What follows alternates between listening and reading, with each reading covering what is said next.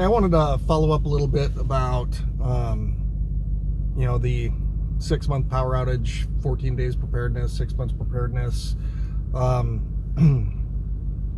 Because I think it's really good to understand how our systems are set up and why something like that could be possible. There are things called industrial control systems, or SCADA, supervisory control and data acquisition. Basically, these are stand by themselves computers that can regulate power, traffic, automation in factories, pipeline flow. One of the ways it's used in a pipeline is that every so often it monitors pressure flow and sends it back to a central place. And if the flow changes from point to point, they can know that there might be a leak or that somebody's illegally tapping. That's something that happens in Mexico all the time. One of the things the cartels will do is tap in and steal fuel. So, okay, why is this important? Well,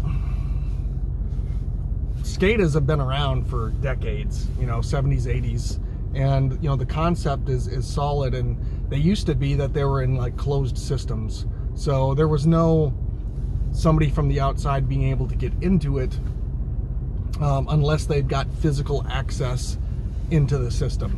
Well, now with IT and networks as the way they are, these have been over the years connected to networks and systems, and that has opened the door up for there being external vulnerability. All right. Matched with that are also a lot of these systems are working on outdated platforms.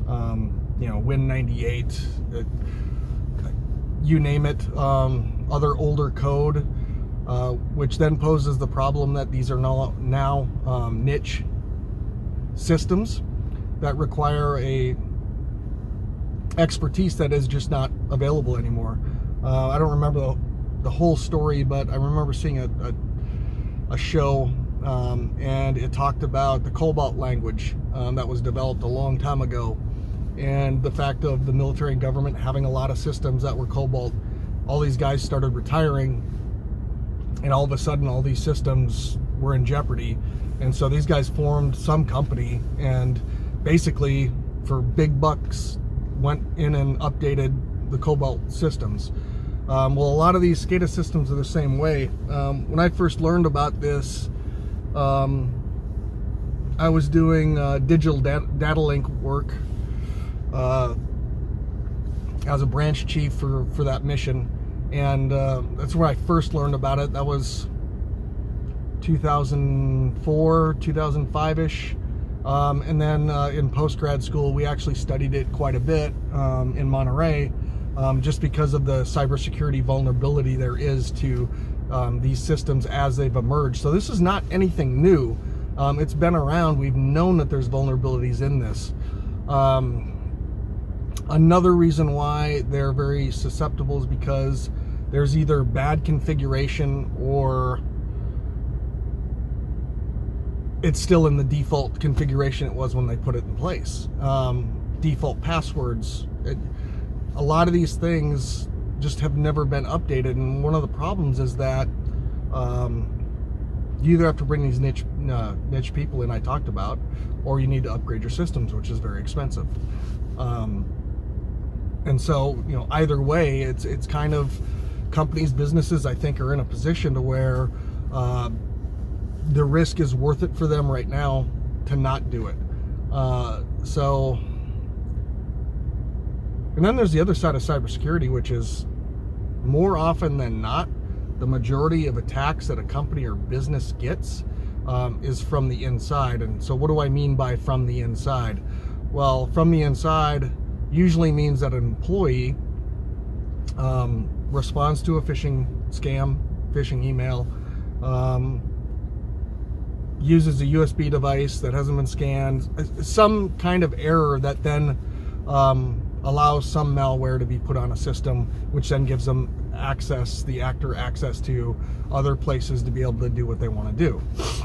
Now, the results of this, and this is why it's so dangerous, is that you can hold systems or sets of systems hostage, say for a ransom, or you could completely obliterate them by, say, on a pipeline, turning the pressure, the pressure and flow way up till it bursts. So, but this has also been around for a long time. We've known about it. Not all of them have been upgraded. I mean, there are some that this was, again, back during our research in post-grad school, but I found ones that were completely open, no password on it at all. And I could have taken control of what the thing was, but it was obviously educational. We're doing an experiment and looking for things like that to show how vulnerable that stuff like this is. So